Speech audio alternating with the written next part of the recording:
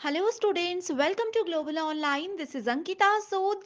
आज हम डिस्कस करेंगे आसाम स्लेट 2024 पेपर वन के फाइनल प्रिपरेशन के लिए कम्युनिकेशन यूनिट के most expected MCQs.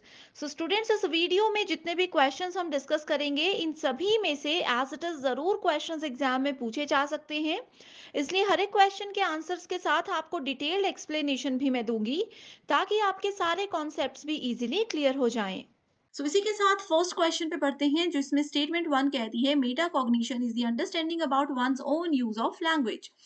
Meta cognition cognition क्या होता है? किसी भी पर्सन की, जब हम मेंटल एबिलिटीज की बात करते हैं, मानसिक लेवल की बात करते हैं, तो वो मेटा कॉग्निशन होता है। तो इसमें ये कहा है कि वो अपने, अब देखो आप लोग कई बार बैठे होते हैं, आप लोग सोच रहे होंगे कि भाई हम कितने, हमारा एबिलिटीज कितनी हैं, हम किस लेवल तक के एग्जाम्स दे सकते हैं, हम किस लेवल तक की चीजों को समझ सकते हैं। सबको अपना अपना मेंटल एबिलिटीज पता होती हैं।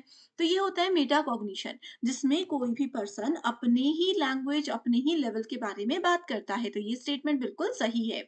दूसरी स्टेटमेंट कहती है numerics is the knowledge about our own thinking process. तो ये स्टेटमेंट गलत है, क्योंकि न्यूमेरिक्स अपनी थिंकिंग प्रोसेस से रिलेटेड नहीं होती है। ये चीजें क्या होती हैं, ये आपकी जो भी लैंग्वेज से अब देखो किसी भी बच्चे को, छोटे बच्चे को पोयम के थ्रू, सॉन्ग्स के थ्रू चीजें याद करवाई जाती हैं, तो उनको समझना आसान होता है। तो न्यूमेरिक्स जो है वो बेसिकली आपके वर्ड्स, आपके फ्रेजेस, आपके सेंटेंसेस को कैसे इजी वे में आप समझ सकते हो, उस चीज पर फोकस करता है। न्यूमेरिक्स बेसिकली एक सिमेंटिक स्टडी होती है। सिमेंटिक स्टडी होती है वर्ड्स की, सेंटेंसेस की। एंड इसमें फोकस किया जाता है कि वर्ड्स को कैसे इजी वे में किसी को, किसी के सामने प्रेजेंट किया जाए। तो इसीलिए स्टेटमेंट टू बिल्कुल गलत है। ओके, करेक्ट आंसर आप देख सकते हो। Next question is media interactivity is experienced at different levels of different relationships. अब मीडिया क्या होता है? अब हम सबसे ज्यादा यूज करते हैं आज के समय पे सोशल मीडिया। सोशल मीडिया में आप किसी दूसरे पर्सन से जुड़े हुए होते हो, आप बहुत से लोगों से बात करते हो। इसमें ये कहा है कि मीडिया इंटरएक्टिविटी जो है डिफरेंट लेवल पर डिफरेंट रिलेशंस के साथ काम करती है। तो ये आता है आपका टेक्नो सोशल के अंदर। टेक्नो सोशल का मतलब होता है टेक्नोलॉजी। आप लोग देखो घर पे बैठे हुए टेक्नोलॉजी का इस्तेमाल कर रहे हो, इंटरनेट, मीडिया, मोबाइल, इन सब चीजों का इस्तेमाल कर रहे हो। और सोशल, सामाजिक रूप में लोगों से जुड़े हुए भी हो, घर से बाहर निकले हुए भी, इतने इतने सालों से लोगों से पर्सनली नहीं मिले हो, लेकिन मीडिया के थ्रू सामाजिक तौर पर लोगों से मिले हुए हो, जुड़ते हो। तो ये techno social is the correct answer here. आपकी पेपर वन प्रिपरेशन अगर अभी तक भी नहीं हुई है, तो आपके लिए कंप्लीट कोर्स हम लेकर आए हैं, जहां पर 20 डेज के अंदर आपका कंप्लीट पेपर वन कवर हो जाएगा। स्टूडेंट्स, इस कोर्स को एग्जामिनेशन के लेवल और पैटर्न के हिसाब से प्रिपेयर किया गया है, जहां पर आपको full syllabus recorded video lectures में मिल जाएंगे। आप चाहो तो लाइव लेक्चर्स को भी डेली ज्वाइन कर सकते हो। Unit wise and topic wise practice MCQs and previous year questions मिल जाएंगे, जिसमें से कि एज इट इज प्रश्न जरूर एग्जामिनेशन में पूछे जाते हैं। मॉक टेस्ट हैं जो कि आपकी फाइनल प्रिपरेशन में हेल्प करते हैं। एंड साथ ही सबसे जरूरी है आपके लिए 2000 प्लस एमसीक्यू क्वेश्चन बैंक, जहां पर सभी स्टेट्स के सारे प्रीवियस ईयर क्वेश्चंस को डिटेल में एक्सप्लेन किया गया है। एंड यही वो सीरीज है जिसमें से एज इट इज क्वेश्चन जरूर एग्जामिनेशन में पूछे जा सकते हैं।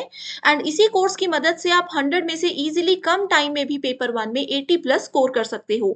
स्टूडेंट्स, हम चाहते हैं कि आप सभी इस कम टाइम में भी एग्जाम को क्वालिफाई कर लें। इसके लिए फ्लैट 50% ऑफ हम लेकर आए हैं।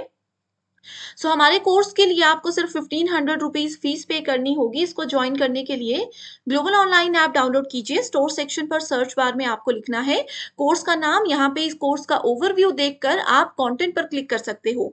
रिकॉर्डेड वीडियोस अवेलेबल है, फ्री डेमो वीडियोस देख लीजिए। आई नो ये आपको पसंद बहुत आएंगी। एग्जामिनेशन के लेवल के हिसाब से ये बहुत जरूरी है। मॉक टेस्ट को आप यहाँ पर अटेम्प्ट कर सकते हो। यही वो तरीका है जो इस कम टाइम में आपको एग्जामिनेशन क्वालिफाई करने में मदद करेगा। आप सभी स्टूडेंट्स डायरेक्टली गिवन नंबर्स पर भी कांटेक्ट करके इस कोर्स की पूरी जानकारी ले सकते हो।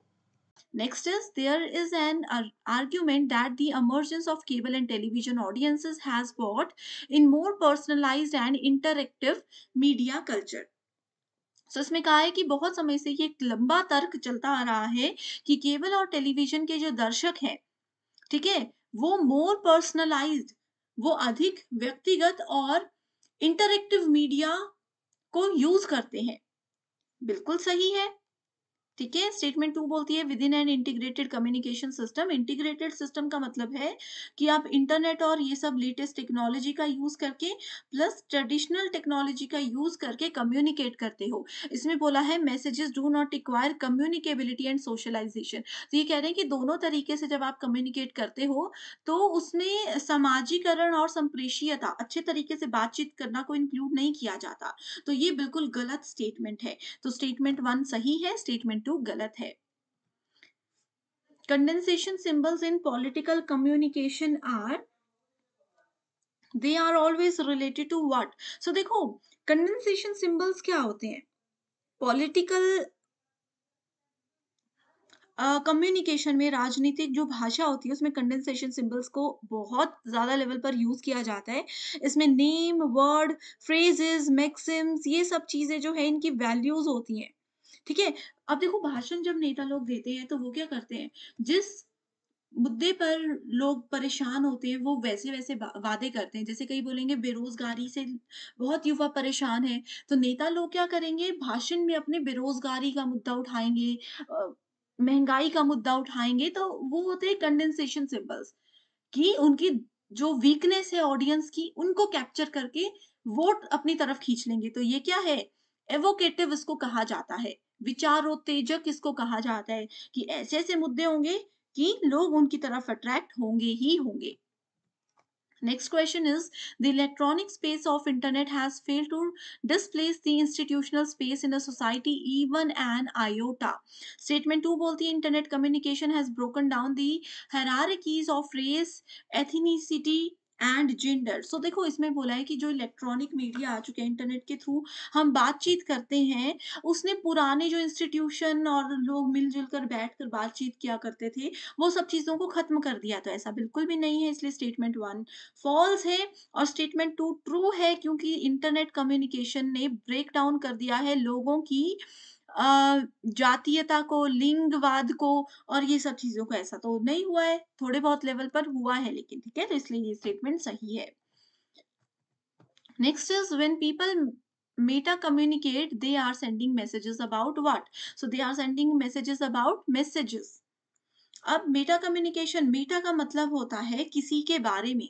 अब जैसे इंडेक्स है, आप लोग इंडेक्स में आपको पूरा चैप्टर तो नहीं मिलेगा, लेकिन इंडेक्स आपको बताता है कि मेन चैप्टर कहाँ है। सो इंडेक्स क्या हुआ? इंडेक्स को हम मेटा डेटा बोल सकते हैं, एक ऐसा डेटा जो कि हमें असली डेटा तक ले जाता है। सो मेटा कम्युनिकेशन, जब लोग भी ऐसे बातचीत करते हैं तो वो बेसिकली मैसेज ही किसी को डिलीवर कर रहे होते हैं। Next is, which of the following are the major criticism of mass media as a cultural industry? So mass media and society से पहले questions नहीं पूछे जाते थे, लेकिन अभी पिछले 2-3 साल से आते ही हैं। तो उस चीज पर थोड़ा ध्यान रखा कीजिए। Mass media are pro people. ठीक है। मास मीडिया, मास का मतलब होता है, मास का मतलब होता है आम आदमी। अब मास मीडिया, मास कम्युनिकेशन मतलब बहुत से लोग खुले में आपस में एक दूसरे से बात कर रहे हैं। मास कम्युनिकेशन का एक बेस्ट एग्जांपल होता है कि एक पर्सन भाषण दे रहा है, नीचे पूरी दुनिया उनको सुन रही है। कोई सामने बैठकर सुन रहे हैं, कोई इंटरनेट पे सुन रहे हैं, कोई टीवी के थ्रू सुन रहे हैं। ठीक है। सो मास मीडिया जो होता है वो प्रो पीपल है, बिल्कुल गलत है। मेजर क्रिटिसिज्म पूछा है तो ये उसमें नहीं आता। Products of culture industry are standardized. ठीक है। जो सांस्कृतिक उद्योग होते हैं वो हमेशा चलते हैं, बिल्कुल सही है। The productions are devoid of aesthetic merit, absolutely correct. The culture industry does uniform mass production, बिल्कुल सही। अवॉइड्स मैसिफिकेशन ऑफ कल्चर, ये गलत है। So correct answer is B, C and D only. Next is the Buddhist argue that reality should be understood as a linguistic construction। जो बौद्ध धर्म के लोग हैं वो हमेशा यही तर्क देते हैं कि वास्तविकता को भाषाई निर्माण के रूप में समझा जाना चाहिए, कि जो एक्चुअल चीजें आपके पास हो रही, जो वास्तविक में चीजें आपके सामने हो रही हैं, उनको समझने के लिए भाषाई निर्माण के रूप में उसको समझना चाहिए, लैंग्वेज के ज़रिए उसको समझना चाहिए। स्टेटमेंट 2 बोलती है कि आजकल का जो समय चल रहा है, we can say that reality is a media construct, कि जो सत्य है वो एक्चुअल में सत्य नहीं होता। मीडिया, न्यूज़पेपर या फालतू के वीडियोज़ उन चीज़ों को आगे बढ़ावा देते हैं। तो ये बिल्कुल सही स्टेटमेंट्स हैं दोनों की दोनों।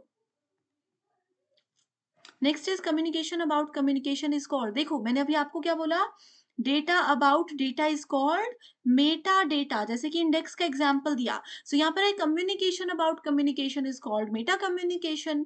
इतना बेसिक क्वेश्चन है ये, एज इट इज एग्जाम में आया था अभी रिसेंट एग्जाम में। सो स्टूडेंट्स पेपर वन के साथ साथ पेपर टू प्रिपरेशन पर भी ध्यान दीजिए। इसके लिए नोट्स एंड एमसीक्यूज अवेलेबल हैं जो कि एग्जाम के साथ आपको इंटरव्यू को क्वालिफाई करने में भी हेल्प करेंगे। सब्जेक्ट्स अवेलेबल हैं, अपना पेपर टू का सब्जेक्ट देखिए एंड गिवन नंबर्स पर कांटेक्ट कीजिए। इसके लिए सिर्फ एक ही बार आपको फीस देनी है, 1280 रुपए। जब तक स्टूडेंट्स आप लोगों का एग्जाम और इंटरव्यू क्वालिफाई नहीं हो जाता, सिर्फ इसी फीस में आप लाइफ टाइम तक इस स्टडी मटेरियल का फायदा उठा सकते हो। So, इस क्वेश्चन में पूछा गया है, according to some experts like Marshall McLuhan the following are considered as hot media. अब इस क्वेश्चन में देखो डायरेक्टली कहा है कि मार्शल मैक्लुहान ने एक कॉन्सेप्ट दिया था जो कि है हॉट मीडिया से related. Mass media and society नाम के टॉपिक से ये क्वेश्चन पूछा गया है। सो हॉट मीडिया एक ऐसा मीडिया माना गया है कम्युनिकेशन में जो कि किसी भी इंसान की जितनी भी सेंसेस हैं उन सब को एक्टिवली यूज करता है। ठीक है, अब हमारे में जितनी भी सेंसेस हैं उनको एक्टिवली यूज करता है, इसीलिए इसको हाई डेफिनेशन कम्युनिकेशन मीडिया भी कहा जाता है। ओके, सो जैसे हमारे पास हॉट मीडिया है वैसे ही कूल मीडिया भी होता है। सो हॉट मीडिया में आ जाता है रेडियो। सबसे बेस्ट एग्जाम्पल है हॉट मीडिया का रेडियो और फिल्म। फिल्म का मतलब हो गया सिनेमा, रेडियो और साथ ही यहाँ पर हम प्रिंट मीडिया को भी यूज करते हैं। सो इसमें करेक्ट आंसर है C, D and E only. Okay, जैसे अगर हम रेडियो की बात करें, ये क्या करता है, हमारे वन सेंसेस को, किसी एक यूजर के किसी सेंस को यूज करता है एंड मिनिमल पार्टिसिपेशन यहाँ पर किसी भी पर्सन की होती है, तो ये हॉट मीडिया है। कूल मीडिया में आ जाएगा आपका टेलीविजन एंड टेलीफोन। ठीक है, TV, mobile phone, conversation, comic books जो होती हैं ये सब आपकी कूल मीडिया में आती है। ये किसी पर्सन की सेंसेस को कम लेवल पर यूज करती है, इसलिए इसको कूल मीडिया कहा जाता है। आगे भी हम डिटेल में डिस्कस करेंगे एंड इस टॉपिक पर डिटेल्ड वीडियो ऑलरेडी आ चुकी है।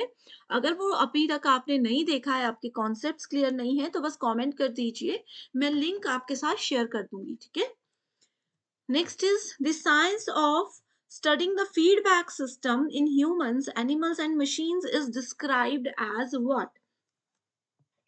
So इसको क्या कहा जाता है? इसको कहा जाता है साइबरनेटिक्स। ठीक है, साइबरनेटिक्स क्या होता है? जो भी आपका सर्कुलर कैजुअल प्रोसेसेस होती हैं। अब फीडबैक क्या होता है? जैसे मान लीजिए एज अ टीचर मैंने आपको कुछ पढ़ाया, उसके बाद आप लोगों को स्टूडेंट्स को वो चीज समझ आई या नहीं आई, आपने उससे रिलेटेड कुछ और क्वेश्चंस पूछे, मैंने फिर वो चीज आपको समझाई, फिर आप मुझे फीडबैक दे रहे हो कि ये सभी क्लियर है। तो ये क्या हो रहा है, एक सर्कुलर कैजुअल प्रोसेस है जिसको फीडबैक कहा जाता है। तो कभी भी हम फीडबैक की बात कर रहे होते हैं तो उसको साइबरनेटिक्स का नाम दिया गया है कम्युनिकेशन में। ये अपने आप में ही एक कितना इंपॉर्टेंट टर्म है कि इसमें से क्वेश्चंस आते ही हैं एग्जाम में। ठीक है, next question is de Saussure labelled language as a. So de Saussure नाम के एक साइंटिस्ट थे, उन्होंने लैंग्वेज के लिए एक टर्म यूज की है। वो लैंग्वेज को क्या कहकर बुलाते थे? तो वो हमेशा लैंग्वेज को प्रोफ्यूजन ऑफ साइंस यानी कि संकेतों की प्रचुरता के नाम से कहते थे। ठीक है, सो यहाँ पर देखो डायरेक्टली ये नाम दिया गया है लैंग्वेज को, वो लैंग्वेज को लैंग्वेज नहीं प्रोफ्यूजन ऑफ साइंस का नाम देते थे। ठीक है, अब जैसे यहाँ पर आप लोगों से पूछा जा सकता है कि फोटोग्राफ्स को क्या नाम दिया गया था? सो फोटोग्राफ्स को इंडेक्सिकल कहा जाता है। फोटोग्राफ्स को इंडेक्सिकल कहा जाता है। वैसे ही एक टर्म और होती है आइकॉनिक और एक टर्म होती है सिंबॉलिक। सो आइकॉनिक को कहा जाता है, इसको कहते हैं, ओके सो यहाँ पर थोड़ा सा कंफ्यूजन हो गया है, सॉरी। आइकॉनिक को फोटोग्राफ्स कहते हैं, तो उसके बाद आता है इंडेक्सिकल। इंडेक्सिकल को कहते हैं स्मोक, राइट। एंड अगर सिंबल्स की बात करें तो सिंबल्स क्या होते हैं? लेटर्स होते हैं अल्फाबेट्स के। एंड प्रोफ्यूजन ऑफ साइन होता है लैंग्वेज। तो ये 4 टर्म्स आपको याद रखनी है। ये 2022 में जो पेपर हुआ था उसमें एज इट इज पूछी गई थी। Okay, next question is which of the following are the criteria for public service communication। so public service communication का criteria जो है उसको कहा जाता है accuracy, comprehensiveness, separation of opinion and facts। next question is in communication denotation is the level of what। so denotation क्या होता है? Denotation basically mass media society की एक टर्म है, बेसिक टर्म है। ये फर्स्ट लेवल ऑफ एनालिसिस होता है, फर्स्ट लेवल ऑफ एनालिसिस इसको कहा जाता है। ठीक है, डिनोट करना यानी कि किसी चीज को डिस्क्राइब करना, ऐसे याद रखिए। सो करेक्ट आंसर है ऑप्शन नंबर 3। सिमिलर क्वेश्चन दूसरी शिफ्ट में पूछा गया था, उसमें कहा था in communication connotative words have what। so denotation और connotation same होता है। so denotation first level of analysis है, that is related to descriptive description, और connotation जो है वो cultural meaning होता है, cultural meaning होता है किसी भी चीज का। connotation refers to the meaning suggested or implied by the use of a particular word beyond its literal यानी कि डिनोटेटिव और कॉमन मीनिंग। अब देखो किसी चीज का कोई जनरल मीनिंग है लेकिन कल्चरल मीनिंग उस चीज का कुछ और हो सकता है, तो उसको कॉनोटेटिव कहते हैं। ओके, एंड कम्युनिकेशन में ये बैरियर होता है, बैरियर्स ऑफ इफेक्टिव कम्युनिकेशन हमने पढ़ा है। तो बैरियर्स में दो इंपॉर्टेंट टाइप्स होते हैं, डिनोटेशन एंड कॉनोटेशन। तो ये आपको जरूर डिटेल में पढ़कर जाना है, ठीक है। Next is in terms of communication the dominant interests of a large culture will form the image of minority audiences। so ये statement बिल्कुल सही है। and statement 2 बोलती है the medium of television is often considered as a new religion। so television एक new religion का medium बताया गया है, ये भी बिल्कुल सही है। so both the statements are absolutely correct। next is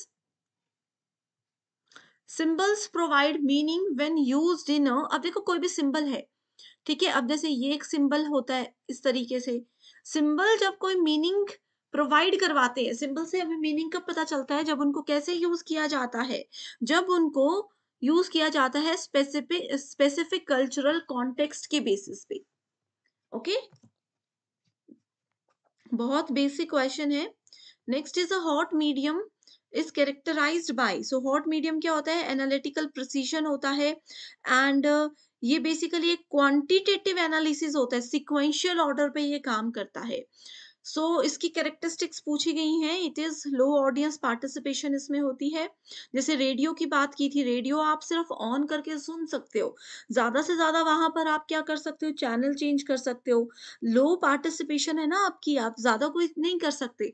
अब जैसे फ्रेश मीडिया है, यूट्यूब वगैरह है, वहां पर हाई ऑडियंस पार्टिसिपेशन होती है, बहुत इंटरनल लेवल तक यूजर को उसमें एक्सेस की पावर होती है, ठीक है।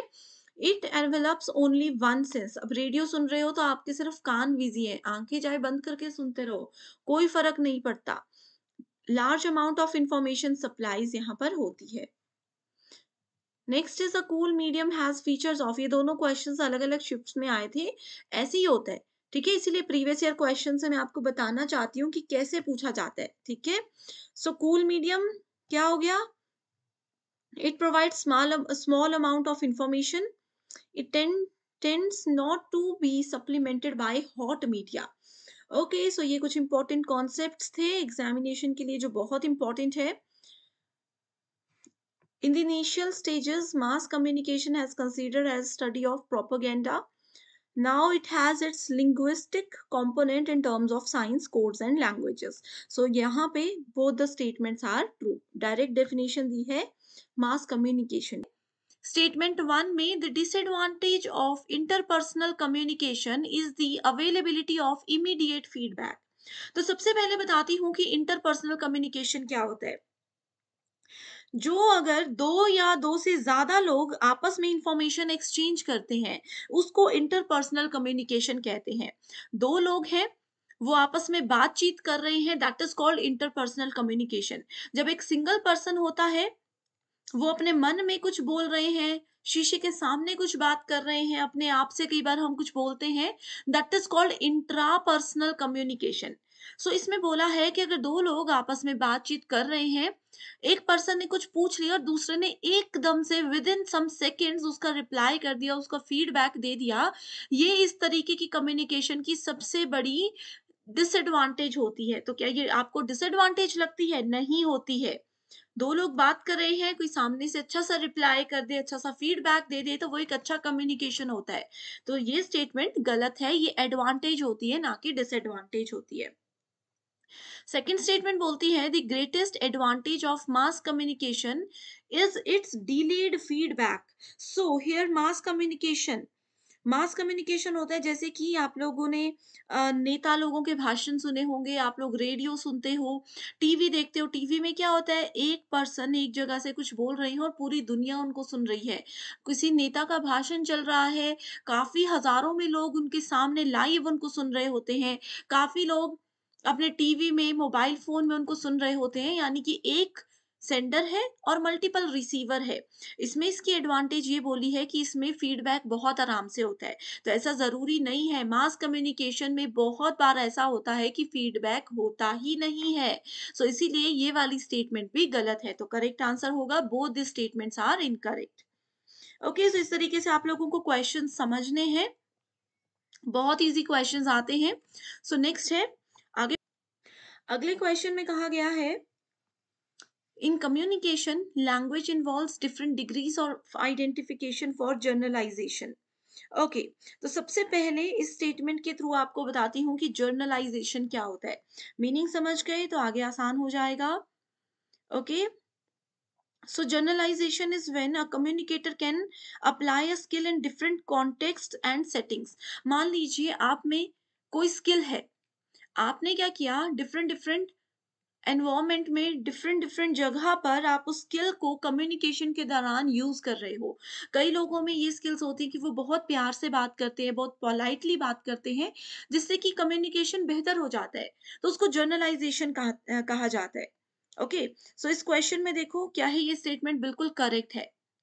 इसमें जो लैंग्वेज होती है वो different degrees of identification use करता है, स्पेशली फॉर जर्नलाइजेशन, कि आप अपने कम्युनिकेशन के स्किल्स को किस तरीके से लैंग्वेज के थ्रू प्रेजेंट करते हो। बिल्कुल सही स्टेटमेंट है। स्टेटमेंट 2 बोलती है, abstraction is described as a process of leaving out details and for effective communication and awareness of the details left out is necessary.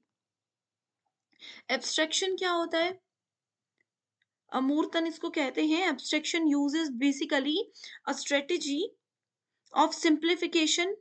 कितनी सिंपल तरीके से आप एक इफेक्टिव बात को प्रेजेंट करते हो, that is called abstraction, where in formally concrete details are left ambiguous, undefined. Thus effective communication about things in the abstract requires an common experience between the communicator, कि कैसे आप सिंपल से simple language के through अपनी बात को present करते हो। कई लोग होते हैं ना, बात करते हुए टॉपिक कहाँ से शुरू होता है कहाँ पर खत्म होता है पता ही नहीं चलता, मेन बात वो भूल जाते हैं। तो एब्स्ट्रैक्शन में यही बोला गया है कि वो लिविंग आउट करते हैं डिटेल्स को, बहुत डीप में नहीं जाते, टू द पॉइंट मेन बात बताते हैं। ये इफेक्टिव कम्युनिकेशन के लिए एक बहुत ही इंपॉर्टेंट प्रॉपर्टी होती है। तो ये बिल्कुल सही बताया है दोनों स्टेटमेंट्स में। ठीक है, so correct answer is both the statements are absolutely true. Next question is, okay, so next question में कहा है, in communication meaning refers to a person's what. Communication में जो मीनिंग्स होते हैं वो क्या रिप्रेजेंट करते हैं, वो बताते हैं internal responses to a message.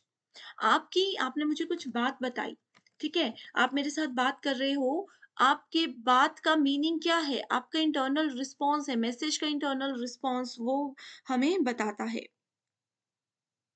Next question is match the following. बहुत इंपॉर्टेंट क्वेश्चन है ये, 2020 और 21 में भी एज इट इज लगभग लगभग पूछा गया था। ठीक है, सो मीडियम है और यूजर व्हीकल है newspaper, radio, television and film. Okay, so answer already है आपके सामने। न्यूज़पेपर में रबर प्लेट्स का इस्तेमाल किया जाता है। रेडियो, इलेक्ट्रॉनिक मैग्नेटिक वेव्स, आपको पता है रेडियो वेव्स इस तरीके से होती है, ठीक है। So radio go with electronic magnetic waves. Television, satellite dishes सबके घरों में होता है। और फिल्म के लिए यूआरएसए मिनी प्रो का इस्तेमाल किया जाता है, ठीक है। न्यूज़पेपर क्या होता है, देखो एक प्रिंटेड सोर्स होता है ना इंफॉर्मेशन का, सबके घर में न्यूज़पेपर आता है। इंफॉर्मेशन गैदर करने का एक बेस्ट सोर्स होता है, एंड इसमें जो रबर प्लेट है या फिर इसको रबर रोलर भी कहा जाता है, ये एसेंशियल रबर प्रोडक्ट होता है पेपर इंडस्ट्री में न्यूज को प्रिंट करने के लिए। Okay, next question is which of the following are true about the communication. Communication क्या इनएविटेबल होती है, अपरिहार्य होती है। Communication is non social, it is irreversible, it is cultural, it is completely commercial. So क्या होगा यहाँ पर करेक्ट आंसर, देखिए ये क्वेश्चन भी बहुत इंपॉर्टेंट है। सबसे पहले तो कम्युनिकेशन इनएविटेबल होती है, उसके बाद नॉन सोशल भी होती है, जरूरी नहीं है सोशली कम्युनिकेशन और नॉन सोशल भी होती है, कल्चरल भी होती है। सो करेक्ट आंसर है ए, बी एंड डी ओनली। इसके अलावा आप लोगों से ये भी पूछा जा सकता है कि कम्युनिकेशन की और क्या-क्या प्रॉपर्टीज होती हैं। सो कम्युनिकेशन हमेशा कॉग्निटिव होती है। कॉग्निटिव मैंने बताया है, किसी भी पर्सन की मेंटल एबिलिटीज की बात की जाए, that is called cognitivity. So communication specially classroom communication cognitive भी होती है। Next question is when, okay, so इसमें पूछा गया है when a communicated message is based on reference to another it is called. ये हमने कल भी डिस्कस किया था, सेम क्वेश्चन को घुमाकर पूछा गया है, it is called Meta message, ठीक है। किसी रेफरेंस के थ्रू, बुक का एग्जांपल लिया था, बुक में दो चीजें होती हैं, एक होता है इंडेक्स, एक होता है चैप्टर, ठीक है। तो हम चैप्टर तक कैसे पहुंचते हैं, इंडेक्स के थ्रू पहुंचते हैं, यानी कि इंडेक्स के रेफरेंस से चैप्टर तक पहुंचते हैं, तो ये होता है मेटा डेटा। तो रेफरेंस की बात हो रही है, सो मेटा मैसेज या मेटा डेटा आप हमेशा करेक्ट आंसर सेलेक्ट कीजिए। Next question is classroom communication is often refer to as contiguous communication. Easy है, okay. Next is communication, communicative language is used by people to get sympathy, ignore fellow travelers, placates or embarrass enemies and comfort friends। Statement two बोलती है as a tool of communication language suffers from emotional loading, polar words and fictitious concepts, so both the statements are absolutely true here।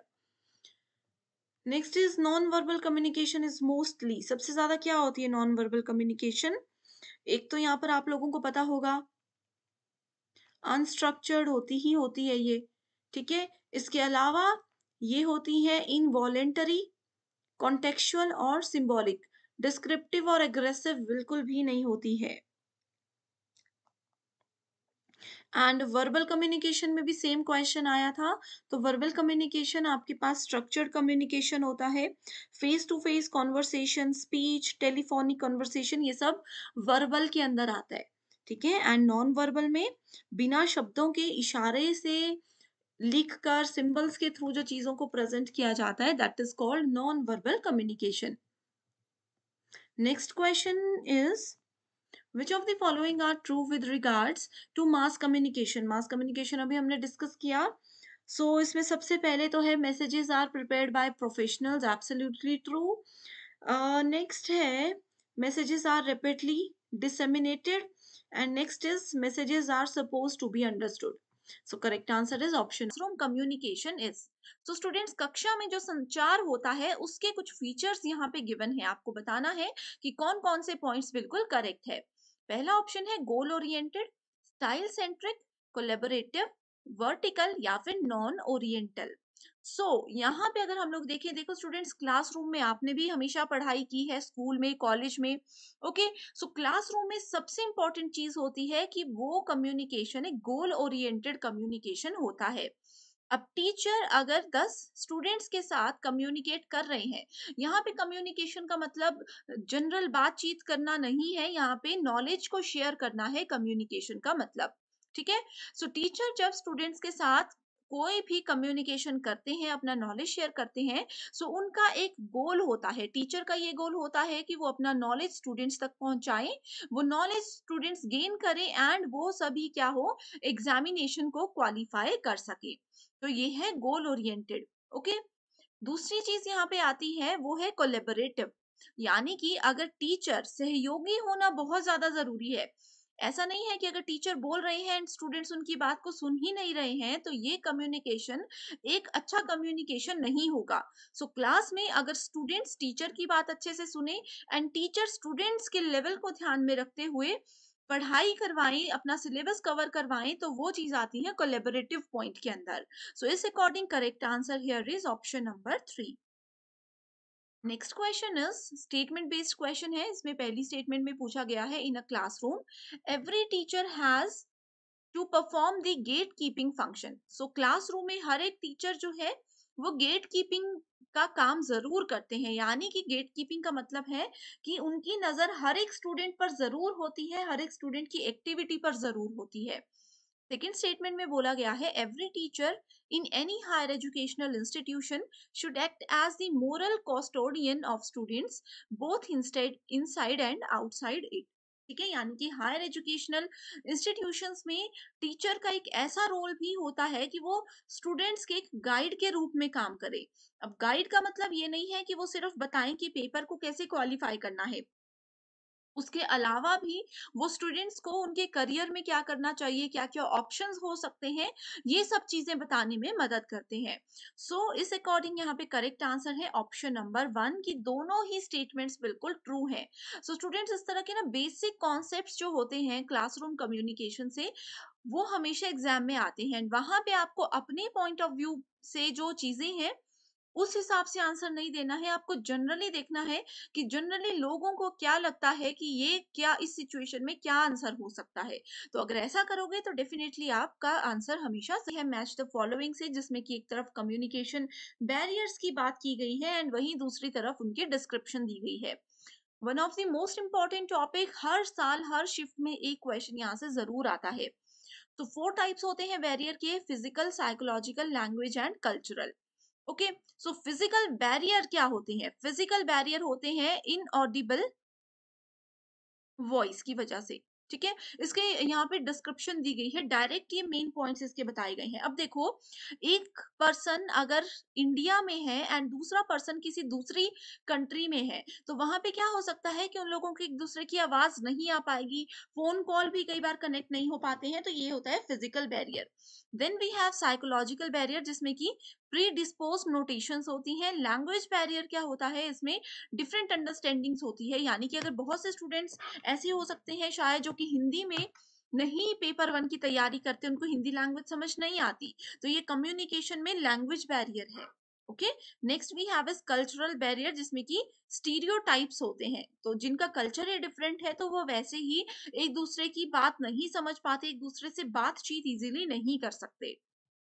Next question is what communication for educational purpose takes place? The sequence of elements is, so जब भी किसी educational purpose के लिए हम communicate कर रहे हैं तो उसमें एक सीक्वेंस होता है कि कैसे हम एक पर्सन दूसरे पर्सन तक अपनी बात पहुंचा सकता है। तो सबसे पहले वहां पे आप लोगों के पास क्या आता है, सोर्स आता है, देन आता है encoder, then message, decoder and feedback. ठीक है, तो सोर्स का क्या मतलब हो गया कि कैसे आप बात करेंगे। अब देखिए, मैं हूं, ठीक है, मेरे पास सोर्स नहीं है, मेरे पास नॉलेज बहुत ज्यादा है, लेकिन मेरे पास कुछ ऐसा तरीका नहीं है, कुछ ऐसा स्रोत नहीं है जिसकी मदद से मैं अपने स्टूडेंट्स तक अपना नॉलेज शेयर कर सकूं। तो अगर मेरे पास सोर्स है, अगर मेरे पास इंटरनेट को एक एग्जांपल लेते हैं सोर्स का, इंटरनेट है, तो मैं क्या करूंगी, अपने मैसेज को शेयर करने के लिए रेडी हो जाऊंगी। ठीक है, फिर एनकोडर है, यानी कि मैं भी रेडी हूँ, इंटरनेट भी मेरे पास है। उसके बाद मैं मैसेज को तैयार करूंगी, मैसेज तैयार करके मैंने किस तक पहुंचा दिया, स्टूडेंट्स तक पहुंचा दिया, तो आप लोग हो गए डिकोडर्स। एंड आप लोग जैसे कमेंट्स करके हमें बताते हो कि यस ये वीडियो हमें पसंद आई या नहीं आई, या आपकी कोई रिक्वेस्ट होती है किसी टॉपिक को लेकर के, तो वो सब चीजें क्या आ जाती हैं, वो सब चीजें आ जाती हैं फीडबैक के अंडर। तो इस तरह से आपको ये सीक्वेंस याद रखना है। हमेशा याद रखिए कि फीडबैक हमेशा एंड में ही आता है, बीच में या स्टार्टिंग में कभी भी फीडबैक आपको नहीं मिलेगा। Okay, next question is, a teacher who encourages students participation in communication will ensure, so एक ऐसा टीचर जो कि स्टूडेंट्स को प्रोत्साहित करते हैं, ठीक है, स्टूडेंट्स की भागीदारी को वो प्रोत्साहित करते हैं कम्युनिकेशन में, तो उससे क्या सुनिश्चित वो करेंगे? Opposite views, self system, class performance, professional development, या फिर बाइनरी डिस्ट्रैक्शंस। बहुत इंपॉर्टेंट क्वेश्चन है। अब देखो स्टूडेंट्स, हमेशा ना टॉपिक वही रहता है, थोड़ा क्वेश्चन को पूछने का तरीका डिफरेंट हो जाता है। सो यहाँ पे अगर हम देखें, सेल्फ सिस्टम यानी कि स्व प्रणाली क्या है। अब देखो, एक टीचर ने किसी स्टूडेंट को कुछ सिखाया होगा, ठीक है, टीचर ने अपने 100% एफर्ट्स, 100% नॉलेज स्टूडेंट को दे दिया। स्टूडेंट ने उसमें से 90% नॉलेज को कैप्चर कर लिया, एंड देन उन्होंने क्या किया, किसी किसी भी कंपटीशन में पार्टिसिपेट किया एंड अपना 70% रिजल्ट वहां पे वो लाए। तो इसमें क्या किया, टीचर ने ही स्टूडेंट को एनकरेज किया, उनके पार्टिसिपेशन को एनकरेज किया। तो सबसे पहले उनका सेल्फ सिस्टम वहां पे आता है, ठीक है, एक स्टूडेंट के सेल्फ सिस्टम को, टीचर के सेल्फ सिस्टम को यहाँ पे इंक्लूड किया जाता है। Then we have class performance, और उसके बाद आ जाता है कि प्रोफेशनल डेवलपमेंट, कि इस तरह से एक स्टूडेंट की और एक टीचर की प्रोफेशनल डेवलपमेंट होती है। Next question is communication barrier. So students, यहाँ पे इस क्वेश्चन का आंसर मैं आप लोगों को नहीं देने वाली हूँ, ठीक है। यहाँ पे देखो, अभी हमने प्रीवियस क्वेश्चन में ही ये सभी टाइप्स डिस्कस किए थे। अब इसको आप लोग अच्छे से पढ़िए, वीडियो को पॉज कीजिए और इसका आंसर देख के मुझे कमेंट कीजिए। अगर आपका आंसर सही होगा या गलत होगा, जो भी है मैं आपको कमेंट करके जरूर बताऊंगी। So next question we have, when communication enhances the interaction of learners. So communication जब लर्नर्स की यानी कि स्टूडेंट्स की इंटरेक्शन को, उनकी भागीदारी को बढ़ा देता है, तो वो कौन सा कम्युनिकेशन होता है, वो साइकोलॉजिकल यानी कि मनोवैज्ञानिक कम्युनिकेशन होता है। साइकोलॉजिकल कम्युनिकेशन में क्या क्या चीजें इन्वॉल्व होती हैं, उसमें किसी स्टूडेंट का माइंड यानी कि दिमाग, और उनका बिहेवियर यानी कि उनका स्वभाव, ये दोनों चीजें उसमें इंक्लूडेड होती हैं। Okay, next question is statement based question है, signs and symbols have internal relationships to produce meanings. So symbol और sign यानी कि जैसे हम लोग बात करते हैं, बात करते हुए हम लोग मुंह से तो बोल ही रहे हैं, तो वो क्या हो गए, वर्ड्स हो गए। लेकिन यहाँ पे साइन और सिंबल की बात की गई है, यानी कि हम लोग हाथों से इशारे करके या फिर कोई पिक्चर दिखा करके किसी दूसरे पर्सन को कोई बात बताते हैं, तो वो क्या करते हैं, मीनिंग को प्रोड्यूस करते हैं। Next statement is, this is possible because of a network of signs through such relations. This is possible because of network of signs through such relations. ठीक है, so ये जो signs और symbol के बीच में internal relationships होते हैं, इसकी वजह से ही उनके meaning को produce कर पाना, उनके अर्थ को निकाल पाना, उत्पन्न कर पाना जो है वो संभव होता है। So correct answer यहाँ पे है option number 1, that is statement 1 and 2 are true. Next question again types of communication से है, इंट्रापर्सनल, इंटरपर्सनल, ग्रुप कम्युनिकेशन या फिर मास कम्युनिकेशन। सो स्टूडेंट्स, यहाँ पे देखो, आप लोगों को अगर आपने मेरे प्रीवियस लेक्चर्स देखे हैं तो मैंने बताया है, इंट्रापर्सनल होता है जो एक पर्सन अपने आप से ही बातें करते हैं। अब अपने आप से बातें करने का मतलब क्या होता है कि कई बार कोई रिहर्सल कर रहे हैं, वो शीशे के सामने कुछ प्रैक्टिस कर रहे हैं, या फिर हम लोग मन में कुछ सोचते हैं, ये सब चीजें आती है इंट्रापर्सनल यानी कि अपने आप से कुछ बात करना। Then we have interpersonal communication. Interpersonal में एक पर्सन किसी दूसरे पर्सन से बात करता है, यहाँ पे सिर्फ 2 ही लोग होते हैं। Then we have group communication. Okay, so group communication में क्या होता है, बहुत सारे लोग होते हैं एंड सभी लोग क्या करते हैं, पार्टिसिपेट करते हैं, सभी लोग उस वाली बातचीत में पार्टिसिपेट करते हैं, उसमें सबको बोलने का अधिकार होता है। किसी पर्टिकुलर टॉपिक पे, कोई भी टॉपिक आपको दे दिया जाएगा, उस पे आप लोग बात करोगे। मास कम्युनिकेशन क्या होता है, मास कम्युनिकेशन में एक पर्सन बहुत बड़ी ऑडियंस को एक मैसेज एक साथ देता है। इसके एक एग्जांपल है टीवी न्यूज़ चैनल। जैसे न्यूज़ में क्या होता है, लाखों करोड़ों लोग एक जगह बैठ के एक टीवी से एक ही पर्सन से कुछ न्यूज़ सुन रहे हैं। या फिर आप लोगों ने देखा होगा जो नेता होते हैं उनके भाषण होते हैं, ये सब चीज़ें आती हैं मास कम्युनिकेशन के अंदर। मास का मतलब होता है जहाँ पे बहुत सारे लोग जुड़े हुए हों, बहुत सारे लोग उस समय पे वहाँ पे उपलब्ध हों। ठीक है। सो अब देखो, विद इन वन सेल्फ मतलब इंट्रापर्सनल। सो फर्स्ट को अगर 4 से मैच करोगे सो करेक्ट आंसर है, इसी से आपको करेक्ट आंसर मिल जाता ऑप्शन नंबर 4। बाकी ऑप्शंस तक हम गए ही नहीं, right. Next question is in communication process when the sender and receiver interchange role. ये रिपीटेड क्वेश्चन है, इसका करेक्ट आंसर है ट्रांजैक्शनल मॉडल। अगला क्वेश्चन है, given below are two statements, personality conflicts in a classroom situation are a barrier to effective interaction. So personality conflicts क्या होती हैं, ये इसका मतलब है कि अब क्लासरूम में दो स्टूडेंट्स हैं ए एंड बी, ठीक है। दोनों में पर्सनालिटी कॉन्फ्लिक्ट्स हो सकता है, किस चीज को लेकर के, उनके स्टाइल को लेकर के, उनके एथिक्स यानी कि उनके नैतिकताओं को लेकर के, उनके वैल्यूज को लेकर के, उनके रूल्स को लेकर के। अब एक पर्सन अगर बोलता है कि ये पर्टिकुलर बॉक्स जो है खाली है, इस तरह से आप इसको मानकर चल सकते हो, ठीक है।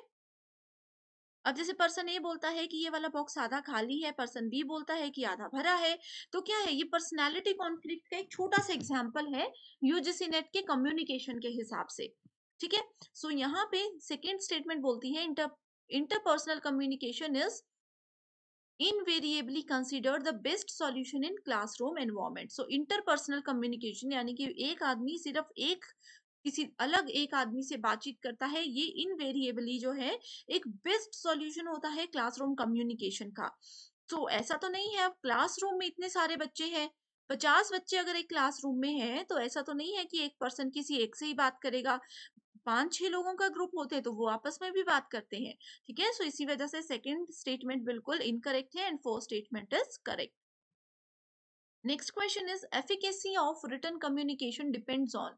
सो एफिकेसी क्या होता है, एफिकेसी या फिर इसको वर्किंग एफिशिएंसी भी बोला जाता है, ये डिपेंड करती है उस पर्सन के 3 चीजों पर, ठीक है। सबसे पहला आता है उस पर्सन का कॉन्टेक्स्ट, उसके बाद आता है उनका कंटेंट, और उसके बाद आता है रिसीवर, कि किसको हम लोग ये अपना जो इंफॉर्मेशन है वो दे रहे हैं, या सामने सुनने वाला जो बच्चा है या जो भी स्टूडेंट है या जो भी पर्सन है वो कैसा है, ठीक है। सो रिटन कम्युनिकेशन में जब एफिकेसी होती है सो वो डिपेंड करती है किन किन चीजों पे, एडिटिंग आफ्टर राइटिंग, यानी कि हमने कुछ लिख दिया उसके बाद हम उसको काट के फिर से जब कुछ लिखते हैं।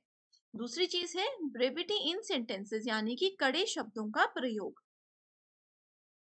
यहाँ पे थोड़ा सा ये हो गया, ठीक है। लिखने के बाद जो हम संपादन करते हैं, लिखा काट दिया उसके बाद साइड में फिर से लिखा, this is editing after writing. Then we have brevity in sentences, यानी कि वाक्यों में संक्षिप्तता, कि कोई एक वर्ड अगर मैं लिख रही हूँ, कोई एक स्टेटमेंट अगर मैं लिख रही हूँ, तो वो कितना ज्यादा संक्षिप्त है, कितना ज्यादा वो उस मीनिंग को डिफाइन करता है। Next is use of strong words, कड़े शब्दों का प्रयोग करना। अगला क्वेश्चन है, विच of the following factors contributing to school learnings are termed as social competencies। so social competencies बहुत इंपॉर्टेंट है एग्जामिनेशन पॉइंट ऑफ व्यू से, ओके। तो यहाँ पे अगर हम लोग सामाजिक क्षमताओं की बात करें किसी भी स्कूली शिक्षा के अंडर, ठीक है। सो करेक्ट आंसर यहाँ पे होता है motivation, then we have social skills, then we have family support. अगला क्वेश्चन है, types of listeners and characteristics match the following है। पुअर लिसनर्स जो ढंग से बात नहीं सुनते, अग्रेसिव लिसनर्स जो कि एकदम से गुस्सा हो जाते हैं या एकदम से आक्रामक हो जाते हैं, थर्ड इज पैसिव लिसनर्स जो कि निष्क्रिय होते हैं, एंड चौथा है स्यूडो इंटेलेक्चुअल लिसनर्स। तो यहाँ पे आप देख सकते हो इसका करेक्ट आंसर है ऑप्शन नंबर 4। इसमें याद रखने का कुछ भी नहीं है, ठीक है। डायरेक्टली देखो स्टूडेंट्स, अगर आप लोगों को ये पता होता कि केयर अदर्स जो होते हैं, यानी कि दूसरों को जो डराने में रहते हैं, जिससे कि दूसरों को, कई लोगों का नेचर ऐसा होता है ना कि वो सबको डराते रहते हैं, सो वो अग्रेसिव लिसनर, इसको अगर आप लोग मैच कर लेते तो आप लोग देख सकते हो ऑप्शन में आप लोग बहुत इजीली करेक्ट आंसर तक पहुंच जाते। Next is the domain of media appeal addresses the issues related to, direct statement है, related to emotions. Next question, synchronous communication takes place through which of the following technologies. तो synchronous communication क्या होता है, ये students आप लोगों को पता होना चाहिए। दो या दो से ज्यादा लोग अगर एक साथ एक समय पे बात कर रहे हैं, लाइव इंटरचेंज कर रहे हैं कम्युनिकेशन को, उसको सिंक्रोनस कम्युनिकेशन बोला जा सकता है। सो वो वीडियो चैट में भी होता है, ठीक है, वर्चुअल क्लासरूम में भी होता है, ऑडियो कॉन्फ्रेंसिंग में भी होता है। अब देखो, विकीपीडियाज विकीज अगर हम बात करें तो इसमें ये फैसिलिटी नहीं होती। इलेक्ट्रॉनिक मेल यानी कि ईमेल आप लोगों ने किया होगा, ठीक है, तो उसमें भी नहीं होती। अगर सिंपल यहाँ पे देखो वीडियो चैट लिखा है, अगर सिर्फ चैट लिखा होता तो उसमें भी वो भी सिंक्रोनस की कैटेगरी में नहीं आता। क्यों नहीं आता? क्योंकि देखो, मान लीजिए मैंने आप लोगों को अभी मैसेज किया, आप मुझे 10 मिनट के बाद रिप्लाई करते हो, फिर मैं आपको अगले 20 मिनट के बाद रिप्लाई करती हूँ, तो वो एक साथ कम्युनिकेशन नहीं हो पाती। लेकिन वीडियो चैट, वर्चुअल क्लासरूम और ऑडियो कॉन्फ्रेंसिंग में हम आमने सामने होते हैं, एकदम से मैंने कुछ बोला, एकदम से आप लोगों ने रिप्लाई कर दिया, ठीक है। Next question is which of the following will make a student a good listener in the classroom. एक स्टूडेंट को, अब आप लोग स्टूडेंट हो, ठीक है, आप लोग एक अच्छे श्रोता कब बनोगे? आपको एक अच्छा श्रोता मैं कब बोलूंगी? एबिलिटी टू डिफ्लेक्ट अटेंशन यानी कि ध्यान हटाने की क्षमता, कंसंट्रेशन अगर आपकी होती है, डिजायर टू अंडरस्टैंड, अगर आप लोग सच में सीखना चाहते हो तो आप लोग एक अच्छे लिसनर होंगे। Emotional outburst, humanity to no end ignoring the other side. So ये देखो स्टूडेंट्स, यहाँ पे करेक्ट आंसर है बी, सी एंड ई। आप लोगों की एकाग्रता इंपॉर्टेंट है, अगर आप मेरी वीडियो अच्छे से सुन रहे हो तो आपको जरूर इसके सारे कॉन्सेप्ट्स क्लियर हो जाएंगे। डिजायर टू अंडरस्टैंड, अगर सच में आप समझने की इच्छा रखते हो, इंटरेस्ट के साथ यूजीसी नेट की कोचिंग ले रहे हो, तो डेफिनेटली आप समझोगे। And ignoring the other side यानी कि आपके पीछे कोई गाने चल रहे हैं, कोई कुछ बोल रहा है, आप लोग उन सब चीजों को इग्नोर करते हुए क्या कर रहे हो, सिर्फ और सिर्फ क्लासरूम में जो चल रहा है उस पर ध्यान दे रहे हो। सो आप एक अच्छे श्रोता हो। आप में से कौन कौन स्टूडेंट है, कमेंट करके मुझे जरूर बताइएगा।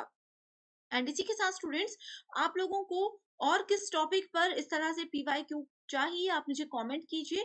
या आप चाहते हो यूजीसी नेट पेपर 1 या पेपर 2 से रिलेटेड कोई भी क्वेरी है, कोई भी इंफॉर्मेशन आपको चाहिए, मुझे कमेंट कीजिए, मैं डेफिनेटली आपकी हेल्प करूंगी। So next we have poor listener. ये देखो स्टूडेंट्स, फिर से रिपीटेड क्वेश्चन है, तो इसका करेक्ट आंसर है option number D. Next question is communication activities of learners fall into domains consisting of। तो कम्युनिकेशन एक्टिविटीज है अगर लर्नर्स की, दो स्टूडेंट्स अगर आपस में बात कर रहे हैं तो वो किस किस डोमेन को ध्यान में रखेंगे? Perception, groupism, interpersonal skills, regressive behaviour या फिर इंटरपर्सनल रिलेशनशिप्स। सो यहाँ पे अगर हम लोग देखें, सो करेक्ट आंसर है ए, सी एंड ई ओनली, ठीक है, यानी कि किसी स्टूडेंट की धारणा, अंतर व्यक्तिगत कौशल एंड पारंपरिक संबंध, पारस्परिक संबंध। Next question is, given below are two statements, assertion and reason. New media has the opportunity to extend the learning environment unheard or before of before। ठीक है, यानी कि जो नया मीडिया है, जैसे अभी आप लोग क्लासेस, पहले ऑफलाइन कोचिंग होती थी, आपको रोज घर से जाना पड़ता था, लेकिन अब क्या हो रहा है? अब हो रहा है कि आप लोग घर बैठे बैठे कोचिंग ले रहे हो, ऑनलाइन लाइव क्लासेस देख रहे हो, तो ये न्यू मीडिया है, ठीक है। इसने क्या किया, आपकी लर्निंग को एक्सपेंड कर दिया। रीजन ये है कि learners can design their own learning process, तो वो अपने हिसाब से अपनी सीखने की प्रक्रिया को डिजाइन कर सकते हैं, यानी कि वो अपना टाइम टेबल, अपना शेड्यूल खुद से सेट कर सकते हैं। सो करेक्ट आंसर क्या है? Option number 1, that is both A and R correct, and R is the correct explanation of A. So इस क्वेश्चन में पूछा गया है, in communication entropy refers to what. So communication में एंट्रोपी एक बहुत इंपॉर्टेंट टर्म होती है। ये बेसिकली एंट्रोपी जो है वो डायरेक्टली प्रोपोर्शनल होता है मैक्सिमम अटेनेबल डेटा स्पीड का, ठीक है, directly proportional to noise and bandwidth. अब देखो, आप लोग कम्युनिकेट कर रहे हो, पर्सन ए पर्सन बी के साथ कम्युनिकेट कर रहा है, तो इसमें आपका क्या नॉइस लेवल है और क्या आपके बोलने की बैंडविड्थ है, ये सब चीजें एंट्रोपी के अंदर आती हैं। सो यहाँ पर डायरेक्ट आंसर है अनप्रिडिक्टेबल मैसेज, ठीक है? एंट्रोपी कम्युनिकेशन में एक ऐसा फ़ेज़ होता है जिसको प्रिडिक्ट नहीं किया जा सकता। ये एक अनप्रेडिक्टेबल मैसेज होता है। एंट्रोपी के 2 टाइप्स होते हैं जो कि एग्ज़ाम में कई बार पूछे गए हैं। एक है जॉइंट एंट्रोपी और दूसरा है conditional entropy. Okay? Next question is keeping quiet because of fear of punishment in communication is an barrier. तो देखो, पनिशमेंट के डर से बहुत से बच्चे क्या करते हैं, क्लासरूम में रिप्लाई नहीं करते। तो वो डर रहे हैं, वो किस तरीके का बैरियर होता है? वो होता है इंडिविजुअल, यानी कि व्यक्तिगत एक बाधा इसको माना जाता है। कम्युनिकेशन में बैरियर्स बहुत ज़्यादा होते हैं। अब जैसे 2 लोग आपस में बातचीत कर रहे हैं, एक ने दूसरे को कुछ पूछा, एक बैरियर ये हो सकता है कि उसको नॉलेज नहीं है, दूसरा ये हो सकता है कि वो बोलना नहीं चाहता, वो पनिशमेंट के डर से बोल ही नहीं रहा कि शायद अगर मैं गलत आंसर कर दूँ तो मुझे पनिश किया जाएगा। तो ये सब बैरियर्स आते हैं। इंडिविजुअल बैरियर्स जो होते हैं वो पर्सनल फैक्टर्स पे डिपेंड करते हैं, और पर्सनल फैक्टर्स जो है वो सेंडर के भी हो सकते हैं और रिसीवर के भी हो सकते हैं। ओके? अब इंडिविजुअल बैरियर में कुछ इंपॉर्टेंट टर्म्स आ जाती है, जैसे कि यूजिंग जार्गन्स। उसके अलावा एक होता है लैक ऑफ अटेंशन। ये सब आपके इंडिविजुअल बैरियर के टाइप्स हैं, ठीक है? Lack of attention, perception differences, 2 लोगों की अगर सोच अलग है, डिफरेंसेस। इसके बाद फिर अगला आ जाता है इमोशनल बैरियर। तो ये सब चीज़ें बहुत ही ज़्यादा इम्पोर्टेंट है, okay? So next question is a general code of conduct circulated among the employees of an institution is an example of। So एक जनरल मैसेज जो है वो किसी भी इंस्टीट्यूशन के एम्प्लॉइज में सर्कुलेट किया जा रहा है, उनके कर्मचारियों में शेयर किया जा रहा है। तो ये कौन सा कम्युनिकेशन का टाइप होता है? तो ये होता है आपका डाउनवर्ड कम्युनिकेशन। अपर लेवल से नीचे के लेवल की ओर जब कम्युनिकेट किया जाता है तो डाउनवर्ड होता है। इसको आप लोग टॉप डाउन कम्युनिकेशन के नाम से भी जानते हो। सेम क्वेश्चन दूसरी शिफ्ट में पूछा गया था। क्वेश्चन एज़ इट इज़ था, बस ऑप्शन में डाउनवर्ड की जगह टॉप डाउन लिखा गया था। ठीक है? ये एक बेसिकली वर्टिकल प्रोसेस होता है किसी भी मैसेज को भेजने का, मैसेज को पास करने का, जो कि अपर लेवल से नीचे के लेवल की ओर काम करता है। इसके अलावा लेटरल कम्युनिकेशन भी बहुत इम्पोर्टेंट है। इसको हम हॉरिज़ॉन्टल कम्युनिकेशन भी बोलते हैं, तो दोनों एक ही बात है, ठीक है?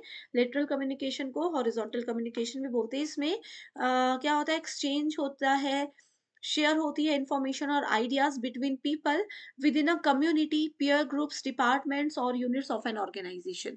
तो ये होता है, जैसे मान लीजिए क्लास में भी अलग-अलग ग्रुप्स बने हुए हैं स्टूडेंट्स के। हर ग्रुप पे 4-5 ऐसे-ऐसे करके स्टूडेंट्स हैं। तो आपस में ये लोग जो कम्युनिकेशन कर रहे हैं दैट इज कॉल्ड लेटरल और हॉरिजॉन्टल कम्युनिकेशन। नेक्स्ट इज बहुत इंपॉर्टेंट क्वेश्चन है, छोटा सा क्वेश्चन है, बहुत बार पूछा गया है। What is a blog? आप लोगों ने ब्लॉग बनाया, ब्लॉग पढ़ा होगा। अब देखो, एक होता है ब्लॉग, आप सभी इंस्टाग्राम, यूट्यूब, इसमें जो लोगों की डेली रूटीन देखते हैं, वो अपनी डेली लाइफ को शेयर करते हैं, दैट इज कॉल्ड ब्लॉग। यहाँ पर बात हो रही है ब्लॉग की। अब आप सभी स्टूडेंट्स गूगल पे जाकर कुछ भी सर्च करते हो, कोई भी क्वेश्चन है, कोई भी आर्टिकल है, उससे रिलेटेड आपके पास मल्टीपल ऑप्शंस होते हैं, वेबसाइट्स बहुत सारी आ जाती हैं। तो उसमें से सारी, जैसे जिसके आगे dot com, dot in, dot G O V लिखा है, वो सब वेबसाइट्स होती हैं। जिसके आगे ब्लॉग लिखा होगा, वो ब्लॉग्स होते हैं। इसमें हम क्या करते हैं, वेबसाइट्स की तरह ही होते हैं, पर्सनल वेबसाइट होती है, कोई भी बना सकते हैं, जिसमें हम कोई भी आर्टिकल्स, जो चीज़ आपके दिमाग में आ रही है, वो आप कर सकते हो। ठीक है? Next is assertion reason based question है, the more performative broadcast is also more cohesive and popular, but owing to new media its effect in decrease is decreasing। ठीक है? सो जितने भी ज्यादा परफॉर्मेटिव ब्रॉडकास्ट होते हैं वो बहुत ज्यादा कोहेसिव और पॉपुलर भी होते हैं, वो बहुत ज्यादा सामंजस्यपूर्ण और लोकप्रिय भी होते हैं, लेकिन नए मीडिया के कारण से, नए मीडिया जैसे फेसबुक हो गया, इंटरनेट हो गया, नए मीडिया के कारण इसका प्रभाव कम होता जा रहा है। यहाँ पर ये बोला है, तो ये बिल्कुल सही कहा है। पुराना जो तरीका होता था कम्युनिकेशन का वो बेस्ट था, अब नया उसको कम करता जा रहा है धीरे-धीरे। इसका कारण ये है कि internet is trending to clips broadcast media, तो दोनों ही स्टेटमेंट्स बिल्कुल सही है, और असर्शन का ये जो कारण दिया गया है आर स्टेटमेंट में, वो भी बिल्कुल सही है। न्यू मीडिया में आपका जैसे डिजिटल प्लेटफ़ॉर्म आ जाता है, मैगज़ीन, न्यूज़पेपर, इन्हीं चीज़ों को चेंज करके जैसे फ़ोन्स, लैपटॉप, डेस्कटॉप, टैबलेट्स, ये सब चीज़ें आ जाती है न्यू मीडिया के अंदर, ठीक है? नेक्स्ट इज़ आंसर इसका यहाँ पर देख सकते हो। From the list given below identify the psychological barriers of communication. So मैंने आप लोगों को कहा था कि बैरियर्स बहुत इंपॉर्टेंट होते हैं। बैरियर्स के टाइप्स में से बहुत क्वेश्चंस आते हैं, ठीक है? तो सबसे पहला साइकोलॉजिकल बैरियर कौन सा है? तो पहला आ जाता है प्रिजुडिस, प्रिजुडाइज, ठीक है? पूर्वाग्रह। दूसरा आता है डिसइंटरेस्ट और तीसरा है इनअटेंशन, यानी कि ध्यान नहीं देना। आपको कोई कुछ बता रहा है, आपसे बात कर रहे हैं, आपको उनकी बात में इंटरेस्ट ही नहीं है, तो वो एक साइकोलॉजिकल बैरियर है, ठीक है? आप उनकी बातों पे ध्यान ही नहीं दे रहे, तो ये भी साइकोलॉजिकल बैरियर होता है। तो correct answer is C, D and E only. अब यहाँ पर एक होमवर्क क्वेश्चन दे रही हूँ कि बताइए नॉइस और इनविजिबिलिटी कौन से टाइप का बैरियर है। ये क्वेश्चन आया है बार बार एग्जाम में, ठीक है? तो इसीलिए इसका आंसर मुझे कमेंट करके बताना, अगर नहीं आता है तो भी बताना। ओके, सो आप लोगों को अगर पूर्वाग्रह का मीनिंग नहीं पता तो ये क्या होता है, ये एक बैरियर होता है जिसमें कि इफेक्टिव लिसनिंग नहीं हो पाती। आप अच्छे से बोल रहे हो लेकिन सामने वाला उसको सुन ही नहीं रहा, ठीक है? क्योंकि आप लोग उस पर्सन को पसंद ही नहीं करते हो। आप उस पर्सन, जैसे देखो पूर्वाग्रह, पूर्व मतलब पहले, आपने पहले से ही एक इमेज बना ली है किसी पर्सन के लिए कि ये अच्छा बता ही नहीं सकते, इसका आइडिया कभी अच्छा हो ही नहीं सकता। तो इसमें इसीलिए ये साइकोलॉजिकल बैरियर होता है। इसके अलावा इमोशंस अगर ऑप्शन होता तो वो भी एक साइकोलॉजिकल बैरियर है। Next question is in which one of the following types of communication the data is pushed from a server to a client। ये सर्वर है, सर्वर से क्लाइंट की ओर अगर डेटा को पुश किया जा रहा है बिना क्लाइंट की रिक्वेस्ट के, क्लाइंट ने रिक्वेस्ट नहीं की फिर भी सर्वर से क्लाइंट को डेटा दिया जा रहा है, तो ये क्या होता है? ऑप्शन में दिया है पुश्ड फ्रॉम, तो ये होता है पुश टेक्नोलॉजी, ठीक है? सर्वर से कभी भी कोई डेटा बिना क्लाइंट की इंफॉर्मेशन के पुश किया जा रहा हो जबरदस्ती, that is called push technology. इसको आप पब्लिश और सब्सक्राइब मॉडल भी बोल सकते हो। Next question is in communication semantic barrier refers to what. So semantic barrier refers to varied connotations, यानी कि इसकी विविध अर्थ होते हैं। सिमेंटिक बैरियर वो होता है जिसके अलग अलग मीनिंग्स हो सकते हैं। सिचुएशन, हर एक सिचुएशन पे वो चीजें डिपेंड करती हैं। Next is which of the following are traditional approaches to communication, मतलब पारंपरिक दृष्टिकोण कौन कौन से हैं संचार के, कम्युनिकेशन के। सो यहाँ पर है अलंकारिक, देन वी हैव सांकेतिकता और घटना विज्ञान। Okay, the disadvantage of interpersonal communication is the availability of immediate feedback. ये क्वेश्चन ऑलरेडी आ चुका है एग्जाम में, कल भी हमने डिस्कस किया था। सो इंटरपर्सनल मतलब एक पर्सन किसी दूसरे पर्सन या दो तीन पर्सन से बात कर रहा हो, that is called interpersonal. Intrapersonal मतलब एक पर्सन अगर अपने आप से ही बात कर रहा हो, तो इसकी डिसएडवांटेज ये है कि इसमें एकदम से फीडबैक मिल जाता है, तत्काल प्रतिक्रिया होती है, तो ये डिसएडवांटेज नहीं होती है, एडवांटेज होती है। अगला है greatest advantage of mass communication is it's delayed feedback. Mass communication, एक पर्सन अगर भाषण दे रहा है, कितने लोग उनके सामने बैठकर सुन रहे हैं, कितने उनको टीवी में रेडियो में सुन रहे हैं, मतलब बोलने के लिए सेंडर सिर्फ एक है और मल्टीपल रिसीवर्स है जो कि अलग अलग लोकेशन में बैठ करके उस मैसेज को सुन रहे हैं, तो वो the statements are incorrect. First question is in communication denotation is the level of what। so denotation एक बैरियर होता है कम्युनिकेशन का जो कि किसी भी टर्म का कॉमन मीनिंग या फिर लिटरल मीनिंग हमें बताता है। सो ऑप्शंस में दिया गया है बिलीफ, कॉन्ट्रास्ट, डिस्क्रिप्शन और डिसेंट।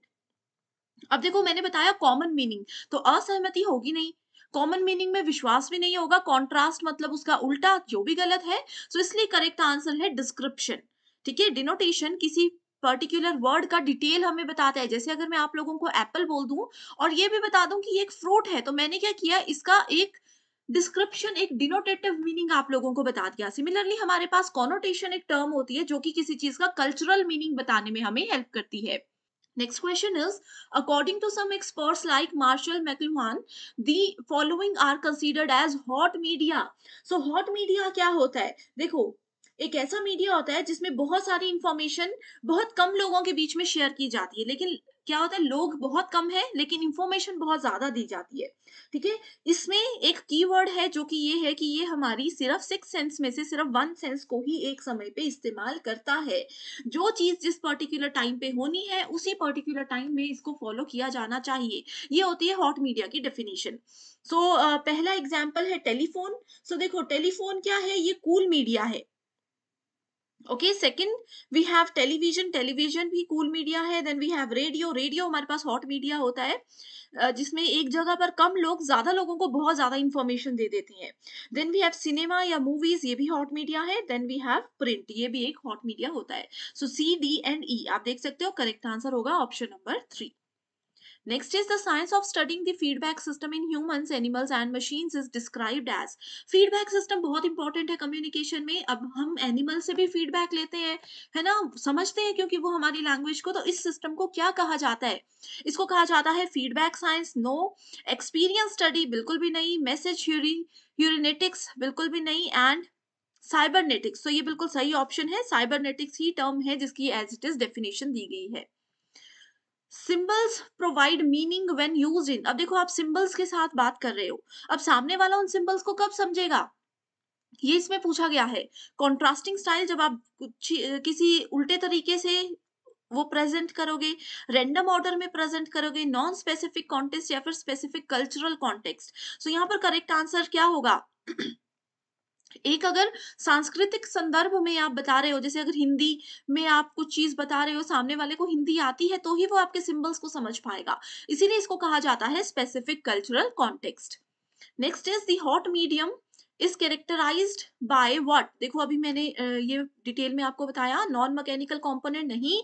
लो ऑडियंस होती है हॉट मीडिया में, बिल्कुल लो ऑडियंस होती है। It envelopes only one sense, एक ही सेंस को यूज किया जाता है। बहुत ज्यादा इंफॉर्मेशन सप्लाई होती है, बहुत ज्यादा इंफॉर्मेशन शेयरिंग होती है, बिल्कुल सही। हाई ऑडियंस अगर हो तो ये होता है cool media. So correct answer क्या है? B C and D. B C and D, that means option number B is the correct answer. Hot and cool media में इसके अलावा कुछ नहीं आएगा। 2 क्वेश्चन से आपके सारे कॉन्सेप्ट क्लियर हो गए। Next question is, people perceive the communicated messages according to their. अब एक पर्सन को आपने कोई मैसेज दिया, दूसरा पर्सन उसको समझ रहे हैं, कैसे समझेंगे? ऑफिशियल स्टेटस से? बिल्कुल भी नहीं। कल्चरल वैल्यू, सांस्कृतिक मूल्य बहुत इंपॉर्टेंट है कम्युनिकेशन में, या फिर वो अपनी तरफ से इमेजिन करके उस बात को समझ लेंगे, या फिर सिमेंटिक गैप्स। गैप्स जहां पर है वहां पे कम्युनिकेशन कभी नहीं हो सकता। और कल्चरल वैल्यूज एक कम्युनिकेशन को और भी ज्यादा बेहतर बनाने में मदद करती हैं। The doctrine of individualism, the political concept of communication is identified as what? So इसको क्या माना जाता है? Formula, economic indicator, institutional background या फिर ideology? Correct answer we have is ideology, यानी कि विचारधारा। ओके, यहाँ पर कीवर्ड यही है कि जब भी हम इंडोक्ट्रिनेशन की बात करते हैं, खास तौर पर पॉलिटिकल कॉन्सेप्ट में, तो गो फॉर आइडियोलॉजी हमेशा। Next is, which of the following is excluded from the list of communication barrier?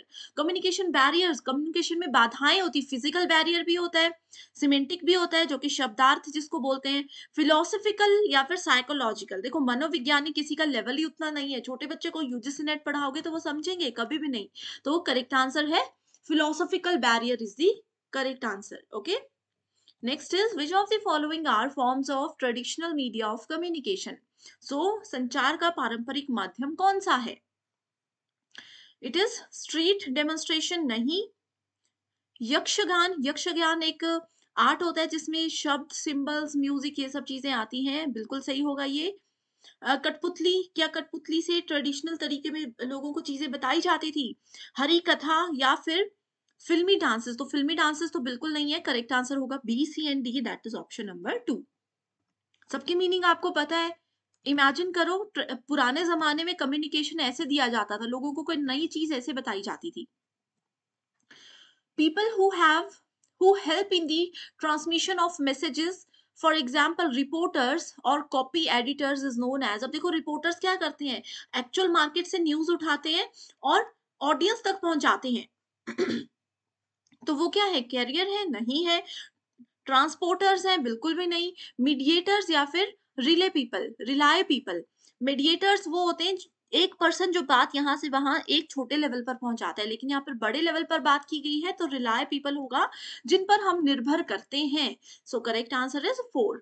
Which of the following mass media is considered less expensive and more effective than others for educational communication of non-literates? So देखो यहाँ पर mass media यानी कि बहुत बड़ा level पर बहुत बड़ी ऑडियंस को किसी एक पर्सन ने इंफॉर्मेशन देनी है, जैसे रेडियो, भाषण, ये सब होता है।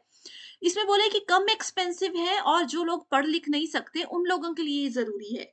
तो टेलीविजन होगा, लेकिन लेस एक्सपेंसिव है। टेलीविजन तो महंगा होता है, इसको गलत है ये। रेडियो, न्यूज़पेपर, फिल्म्स भी महंगी ही होती है एक तरीके से। सबसे सस्ता यहाँ पर लोग बोलेंगे लेस एक्सपेंसिव है तो न्यूज़पेपर मान लेते हैं, लेकिन यहाँ पर बोले नॉन लिटरेट्स, जो पढ़े लिखे नहीं है, तो इसका मतलब है कि वो पढ़ नहीं सकते, सुन तो सकते हैं। That is correct answer is option number 2 radio. ऐसे आप लोग क्वेश्चंस के आंसर ढूंढिए, बहुत इजी है। What are the relevant strategies of effective communication in a classroom? Understanding cultural background of students. True. Clarity of speech, आप जो बोल रहे हैं उसकी समझ होनी चाहिए, आपके शब्दों में क्लैरिटी होनी चाहिए। Focused listening on both sides, teacher भी अगर अच्छे से बोले और सुने और स्टूडेंट्स भी, तो ही एक अच्छा क्लासरूम कम्युनिकेशन हो सकता है। इन्वेंटिंग कल्चरल लेवल्स, बिल्कुल गलत। और डिस्टेन ऑफ कलेक्टिंग एफर्ट्स, ये भी बिल्कुल गलत है। तो option A B C is the correct answer. बहुत इजी क्वेश्चंस हैं, बार बार रिपीट होते हैं। नेक्स्ट इज स्टेटमेंट 1 है, language and other symbolic means of mass communication are social products. Okay, so इसमें कहा है कि मास कम्युनिकेशन जैसे भाषण होता है, एक पर्सन बोलते हैं और बहुत सारे सुनते हैं।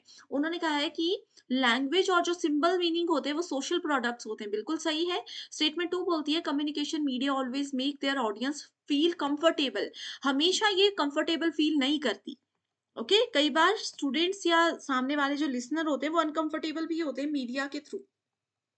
First is true, second is false, correct answer is 3। Next है, persuasive communication does not blur the difference between truth and falsehood. So देखो ये एज इट इज स्टेटमेंट दी गई है, जो कि बिल्कुल गलत है। Mass mediated communication never reflects truth. Mass media इसमें बोला है कि कभी भी सच्चाई नहीं बताते, कभी तो बताते ही है, बीच में झूठ भी हो जाता है, इसलिए दोनों स्टेटमेंट्स गलत हैं।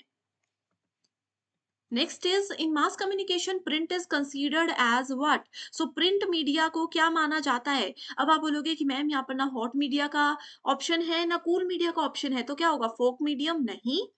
इलेक्ट्रॉनिक मीडियम होता है, जैसे ये पीडीएफ फाइल मैं आपको दूंगी, ये आप यहाँ पर डिजिटली मेरी सेशन को देख रहे हो, that is called electronic medium, तो ये भी नहीं है प्रिंट। उसके बाद है ऑर्डिनरी मीडियम भी नहीं होता, साधारण मीडियम नहीं होता, ये मैकेनिकल मीडियम होता है कि मशीन हमें हेल्प करती है कम्युनिकेशन में, जैसे कि न्यूज़पेपर इसका एक बेस्ट एग्जांपल है। Okay, so correct answer is option number 3. So thank you so much everyone for watching this video and I wish you all the